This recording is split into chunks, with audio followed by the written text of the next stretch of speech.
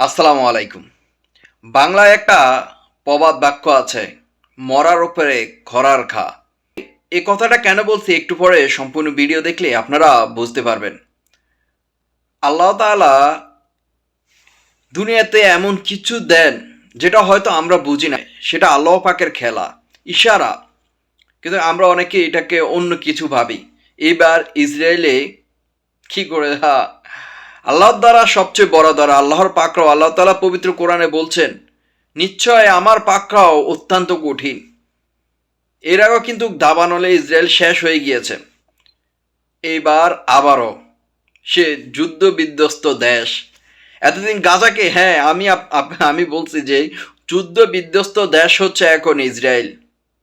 আগে আগে বলছেন আপনারা সকলে গাজা যুদ্ধ বিধ্বস্ত, কিন্তু এবার ইরানের যে হাল করেছে, এখন বলবেন ভাই এসব বিষয়, এই ছোটোখাটো বিষয় একটা নিয়ে আপনি নিউজ করতেছেন। ভাই হ্যাঁ, এখন সারা বিশ্বে যে ঘটনা কাহিনীটা এখন ঘটতেছে, সবচেয়ে বেশি ঘটাচ্ছে ইসরায়েল, নেতানিয়াহু, তার বাহিনীরা, যেটা সবাই এখন বিস্মিত।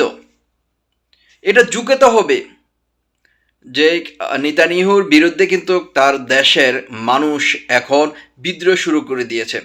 একদিকে অর্থনৈতিক, একদিকে যুদ্ধবিধ্বস্ত, সব শেষ, প্রায় 50,000-এরও বেশি মানুষ বাসস্থান হারা অবস্থা, একবার তালমাটাল অবস্থা। অর্থনৈতিক মন্দা কিন্তু হয়ে গিয়েছে।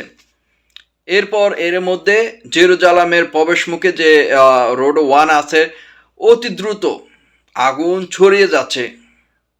দাবানল ইতিমধ্যে জরুরি অবস্থা সেখানে জারি করা হয়েছে। সব কিছু আল্লাহ পাকের খেলা।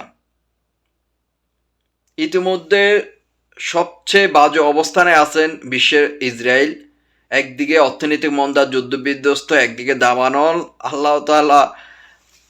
আল্লাহ তাআলা যাকে ধরেন শেষ করে ছাড়েন। তো যাই হোক, ইরান কি এত সহজে ছেড়ে দিবে? আমার তো মনে হচ্ছে না। কারণ তাদের প্রথম সারির যে কমান্ডার, বিজ্ঞানী এই দুনিয়া থেকে চলে গিয়েছেন। তারা এত সহজে আমার মনে হচ্ছে না ছেড়ে দিবেন ইসরায়েলকে।